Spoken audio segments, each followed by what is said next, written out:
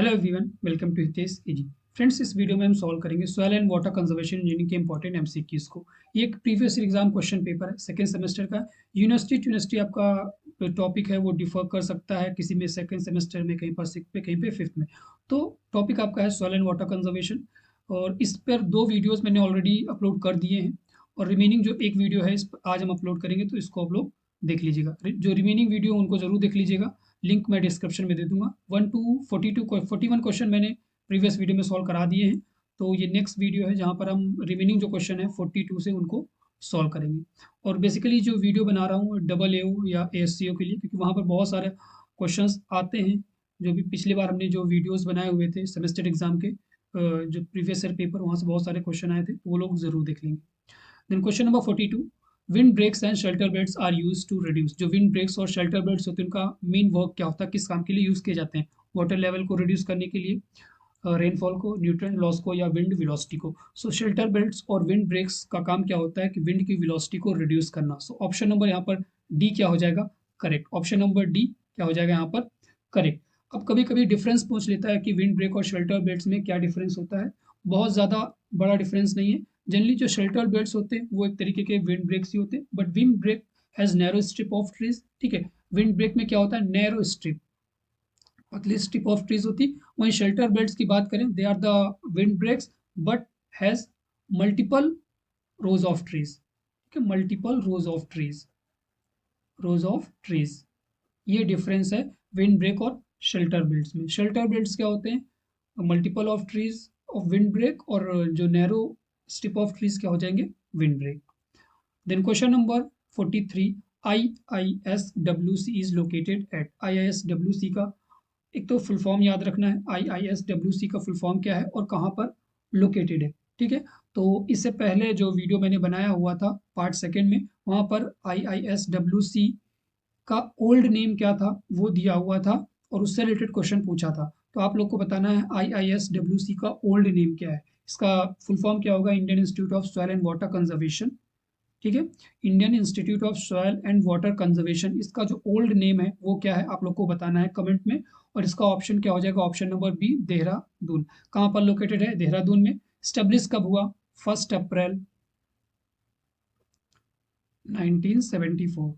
ठीक है, स्टेब्लिश कब हुआ? 1 अप्रैल 1974 में। देहरादून हेडक्वार्टर है जहाँ पर। और इसका आप लोग को कमेंट में बताना है कि इसका ओल्ड नेम क्या है। ठीक है, कमेंट करना है कि old name of IISWC। Question number 44, bench terrace is adopted in plain areas में, कोस्टल एरियाज में, हिली एरियाज में, और none of the above. So bench terrace कहाँ पर अडॉप्ट की जाती है? तो जो हिली एरियाज होते हैं, पहाड़ी क्षेत्र में, वहां पर। सो ऑप्शन नंबर सी क्या हो जाएगा यहाँ पर? करेक्ट। आप लोग को बताना है कि कितने स्लोप में, जो स्लोप बताना है कितना स्लोप होता है, तो वहाँ पर बेंच टेरेसिंग की जाती है। ठीक है, कितने परसेंट स्लोप में बेंच टेरेसिंग की जाती है, आप लोग के लिए क्वेश्चन है, इसको आप लोग कमेंट में बताइएगा। ठीक है, इससे पहले मैं बता चुका हूँ कितने स्लोप में बेंच टेरेसिंग की जाती है। Then question number 45, U shaped gullies are form in. जो यू शेप्ड गलीज होती कहाँ पर फॉर्म होती है? सॉफ्ट रॉक में, लोएसल पेरेंट मटेरियल में, हार्ड रॉक में, या सिल्टी पेरेंट मटेरियल में।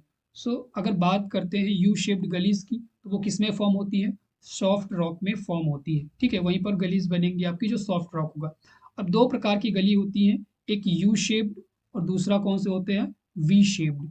ठीक है, यू एंड वी शेप्ड, दोनों के बारे में थोड़ा सा जो एग्जाम में क्वेश्चन पूछा जा सकता है वो हम देख लेते हैं कि यू शेप्ड गलीज कब फॉर्म होती है? जब आपकी टॉप सॉयल, ठीक है, टॉप सॉयल और दूसरी सब सॉयल। ठीक है, व्हेन टॉप एंड सब soil have same resistance against erosion. जब आपकी टॉप सॉयल और सब सॉयल में सेम रेसिस्टेंट होता है अगेंस्ट इरोजन, देन वहां पर यू शेप्ड आपकी गली फॉर्म होती है। अगर वहीं बात करते हैं यू वी शेप्ड की, तो वी शेप्ड में गली कब फॉर्म होती है? जब आपकी जो सब सॉयल होती है more resistance than the top soil against erosion. ठीक है, अब देखिए क्या है, टॉप सॉयल और सब सॉयल यू शेप में कब, यू शेप कब फॉर्म होगा? जब टॉप सॉयल और सब सॉयल में क्या होगा? सेम रेसिस्टेंस अगेंस्ट इरोजन, मतलब दोनों में जो तनाव हो सेम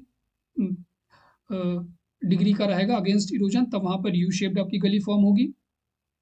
वहीं पर अगर हम बात करते हैं वी शेप्ड की, तो जो आपकी सब सॉयल है उसमें मोर रेसिस्टेंट होगा, मतलब ज्यादा वो प्रतिरोधक क्षमता उसमें होगी against the top soil, then वहां पर क्या आपका फॉर्म होगा? वी शेप्ड गली। तो इतनी चीजें याद रखनी है। Then question number 46, which of the following factors governs the choice of species for shelter build. कौन कौन से फैक्टर्स हैं जो कि किसी भी शेल्टर बिल्ड्स के लिए कोई भी स्पीसीज को आपका चॉइस कर रहे हैं, मीन्स कोई भी प्लांट्स की चॉइस कर रहे हैं शेल्टर बिल्ड लगाने के लिए, तो कौन कौन से फैक्टर्स हैं जो कि इंपॉर्टेंट हैं? सॉइल, टोपोग्राफी, क्लाइमेट या ऑल ऑफ दी अबव। ठीक है, तो all factors are important. So option number यहाँ पर डी क्या हो जाएगा? करेक्ट, उपयुक्त सभी। Soil, topography, climate, all the factors are very important while choosing the species for shelter build. Then question number 47, contour farming, contour burns, terrace, etc. are agronomical measures, mechanical, biological या all of the above. So contour farming, contour burns, terrace ये सभी क्या चीजें हैं? Mechanical measures हैं। Option number B क्या हो जाएगा यहाँ पर? करेक्ट। ठीक है, ऑप्शन नंबर बी क्या हो जाएगा? करेक्ट। एग्रोनॉमिकल मेजर्स की बात करें तो एग्रोनॉमिकल मेजर से आपका आ गया मल्चिंग। ठीक है, मल्चिंग हो गया आपका। दूसरा कवर क्रॉप्स आप ग्रो करते हैं। ठीक है, कवर क्रॉप्स हो गया या क्रॉप रोटेशन हो गया। तो ये सभी आपके क्या हैं? एग्रोनॉमिकल मेजर्स है। आप लोग को कमेंट करना है कि कम से कम दो आपको क्या बताना है, बायोलॉजिकल मेजर्स कौन कौन से होंगे।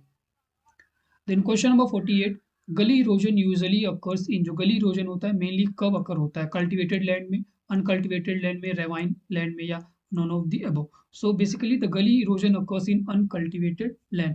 जो अनकल्टिवेट, जहाँ पर हम कल्टिवेशन नहीं करते हैं वहाँ पर हमारा जो गली इरोजन है वो अकर होता है। ठीक है, इससे पहले गली इरोजन पर से रिलेटेड जो भी क्वेश्चंस बन सकते थे एग्जाम में या इस वीडियो, इस जो भी हमारा प्रीवियस ईयर पेपर इसमें थे, तो पार्ट फर्स्ट में हमने सॉल्व कराए हुए, वहां पर जाकर आप लोग जरूर देख लीजिएगा। पेपर आप लोग के लिए बहुत ज़्यादा इंपॉर्टेंट है। Question number 49, stream bank erosion is a type of accelerated erosion, geological erosion, coastal erosion या एंथ्रोपोजेनिक इरोजन। सो स्ट्रीम बैंक इरोजन एक प्रकार का एक्सीलरेटेड इरोजन होता है। ठीक है, ऑप्शन नंबर ए क्या हो जाएगा यहाँ पर? Correct, it is a type of accelerated erosion. Geological erosion क्या होता है? जो नॉर्मल इरोजन अकर होता है उसे हम बोलते हैं जियोलॉजिकल इरोजन। कोस्टल एरियाज में जो इरोजन होता है नदी के किनारे या समुद्र के किनारे, उसकी वजह से जो इरोजन होता है पानी की वजह से हम कोस्टल इरोजन बोलते हैं।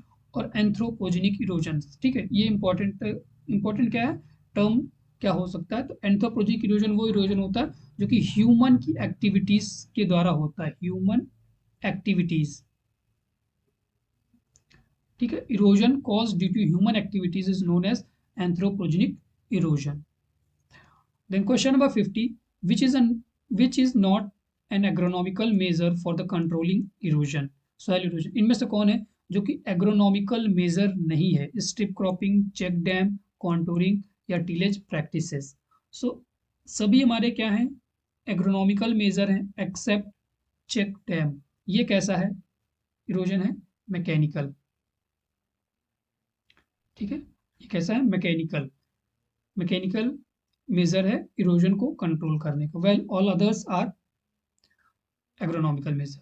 Then question number 51, the process of entry of water into the soil has been termed as. Important question है। ठीक है, इसको आप लोग टिक कर लीजिएगा, इंपॉर्टेंट क्वेश्चन है। इससे दो क्वेश्चन आपके बनने वाले हैं।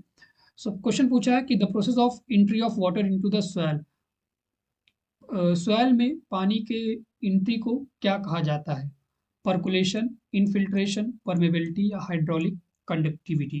अब देखिए दो टर्म आपसे पूछे भी जाते हैं एग्जाम में, कंफ्यूजन भी बहुत ज्यादा होती है, परकुलेशन एंड इनफिल्ट्रेशन। ठीक है, so process of interning the water into the soil उसे क्या बोलेंगे? इनफिल्ट्रेशन। तो सो यहाँ पर ऑप्शन आपका बी क्या हो जाएगा? Correct, the process of entry of water into the soil is known as infiltration. वहीं पर परकुलेशन की बात करें, सो मूवमेंट ऑफ वाटर क्या है? मूवमेंट ऑफ वाटर इनटू या थ्रू सॉइल। ठीक, थ्रू सॉइल। सॉइल से वाटर का मूव करना क्या कहलाता है? Percolation. Whereas in process of entry of water into the soil is known as infiltration. दो इंपॉर्टेंट टर्म है, दोनों को याद रखना है, एग्जाम में आपके पूछा जा सकता है। Question number 52, water harvesting term was given by, किसके द्वारा दिया गया था? मेयर्स के द्वारा, आजाद, टेंसली, मुलर। ठीक है, ऑप्शन नंबर ए क्या हो जाएगा? करेक्ट। आप लोग के लिए यहाँ पर क्वेश्चन है कि एजी टेंसली किस फील्ड से रिलेटेड है? एजी टेंसली, ठीक है, बहुत इंपॉर्टेंट है। और फ्रेंड्स, अगर आपको पेड पीडीएफ परचेज करनी है डबल की, एससीओ की, एचओ की, या कोई भी कम्पिटिटिव एग्जाम की, डिफरेंट जो भी स्टेट्स में कम्पिटिटिव एग्जाम कंडक्ट कराए जाते हैं, सिलेबस वाइज हम पीडीएफ प्रोवाइड करते हैं, जिसके लिए आप कॉन्टैक्ट कर सकते हैं 7905601596 पर। आपको पीडीएफ प्रोवाइड करा दी जाएगी। पीडीएफ पेड रहेंगी, कॉस्ट इफेक्टिव रहेंगी।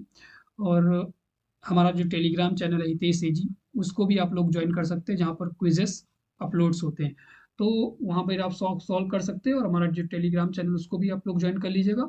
और पीडीएफ परचेज करने के लिए हमें व्हाट्सएप कर सकते हैं 7905601596 पर। कॉस्ट इफेक्टिव रहेंगी, क्वेश्चन आपके ऑथेंटिक रहेंगे। बहुत सारे क्वेश्चन ऐसे होते हैं जो कि एग्जाम में आते हैं, और बहुत सारे क्वेश्चन बच्चे पूछते हैं कि क्या यूट्यूब की क्वेश्चंस और जो हम पीडीएफ प्रोवाइड करते हैं सेम होते हैं?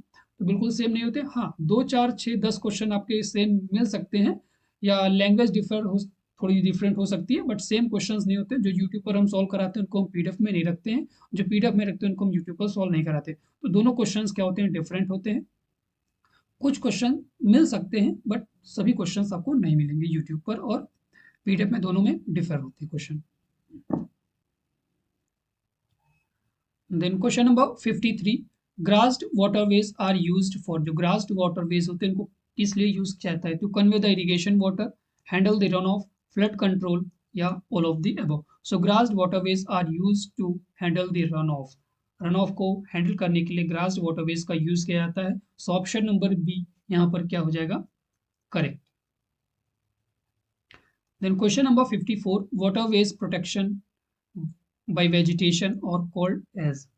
ऐसे वाटरवेज जहाँ पर वेजिटेशन होता है, उन वाटरवेज को क्या कहते हैं? Grassed waterways, diversion channel, interceptor, या all of the above. So they are called as grassed waterways. ठीक है, ऐसे वाटरवेज जिनमें वेजिटेशन पाया जाता है उन्हें क्या बोलते हैं? Grassed waterways. उनका मेन वर्क क्या होता है? कि रन ऑफ को हैंडल करना, जिससे कि जो इरोजन है वो ना हो। देन क्वेश्चन नंबर 55, कार्डा इज सिचुएटेड एट, कार्डा कहाँ पर सिचुएटेड है? श्रीलंका में, सीरिया में, इंडोनेशिया में, या इंडिया में? आप लोग के लिए क्वेश्चन है, कमेंट कीजिएगा कि इसका सही ऑप्शन क्या होगा, और ईयर ऑफ एस्टेब्लिशमेंट भी बताना है कब, और फुल फॉर्म। ठीक है, फुल फॉर्म, 2 चीज़ें याद करनी है, फुल फॉर्म और करेक्ट ऑप्शन क्या होगा, और ईयर ऑफ एस्टेब्लिशमेंट। तो ये तीनों चीज़ें आप लोग को बतानी है, कमेंट जरूर कीजिएगा। Question number 56, the most economical cross section of grassed waterways is, grassed waterways का जो मोस्ट इकोनॉमिकल क्रॉस सेक्शन है वो क्या है? पैराबोलिक, ट्रेपेजॉइडल, ट्रायंगुलर, या ऑल ऑफ द अबव। सो तीनों जो भी हमारे स्ट्रक्चर्स हैं, टाइप्स ऑफ स्ट्रक्चर, ये पाए जाते हैं वाटरवेज को कंट्रोल करने के लिए। बट हमसे पूछा है कि मोस्ट इकोनॉमिकल, सबसे ज़्यादा इकोनॉमिकल कौन सा है? तो पैराबोलिक। ऑप्शन नंबर ए क्या हो जाएगा? Parabolic is the most economical cross section of grassed waterways. इसका रीजन क्या है? कि ब्रॉड और शैलो चैनल होता है, जहाँ पर ऑलमोस्ट पूरा फ्लैट नहीं होता है, ऑलमोस्ट फ्लैट होता है, जिससे कि जो फ्लैट की वजह से ये क्या होता है कि जो वेलोसिटी ऑफ वाटर है वो रिड्यूस होती है, और जो रन ऑफ है वो बहुत कम होता है। ठीक है, या बिल्कुल नहीं होता है। तो इसीलिए मोस्ट इकोनॉमिकल माना जाता है parabolic grass waterways cross section जो होता है। Then question number 57, bench terrace are the ridge like construction, channel like construction, platform like construction, है none of the above. So bench आपने देखा होगा कैसा होता है? लाइक प्लेटफॉर्म, जैसे आप रेलवे पर जाते हैं प्लेटफॉर्म बने होते हैं, तो जस्ट लाइक बेंच। तो bench terrace are platform like construction. Option number C. कभी कभी क्या होता है, कोई चीज़ थोड़ा सा अपना इमेजिनेशन करके कि बेंच कैसे लाइक प्लेटफॉर्म कंस्ट्रक्शंस होते हैं। ठीक है, तो ऑप्शन नंबर सी क्या हो जाएगा? Correct. Then question number 58, trapezoidal bunds are constructed at the contour for the purpose of runoff control, water harvesting, erosion control, या all of the above. So trapezoidal bunds जो होते हैं उनका काम क्या होता है? रन ऑफ को कंट्रोल करना, वाटर को हार्वेस्ट करना, और इरोजन को कंट्रोल करना। मीन्स ऑप्शन नंबर आपका डी यहाँ पर क्या हो जाएगा? Correct, all of the above is a correct option. Then question number 59, chute spillway are constructed at, जो शूट स्पिलवे होते हैं कहाँ पर कंस्ट्रक्ट किए जाते हैं? अलॉन्ग द गली बेड, या गली हेड पर, बोथ ए एंड बी, या none of the above. So they are constructed at gully head. Option number B क्या हो जाएगा यहाँ पर करेक्ट। देन क्वेश्चन नंबर 60 और लास्ट क्वेश्चन है इस वीडियो का। बाकी जो रिमेनिंग वीडियोस हैं उनको आप लोग जरूर देख लीजिएगा। Question number 60, national bureau of soil survey and land use planning, NBSS, short form में क्या लिखा रहता है, NBSS एंड LP, ठीक है। National bureau of soil survey and land use planning is located eight, कहाँ पर लोकेटेड है, तो ये लोकेटेड कहाँ पर है, महाराष्ट्र, MH महाराष्ट्र में है। महाराष्ट्र में कहाँ पर, नागपुर। ऑप्शन नंबर बी क्या हो जाएगा यहाँ पर करेक्ट, ठीक है।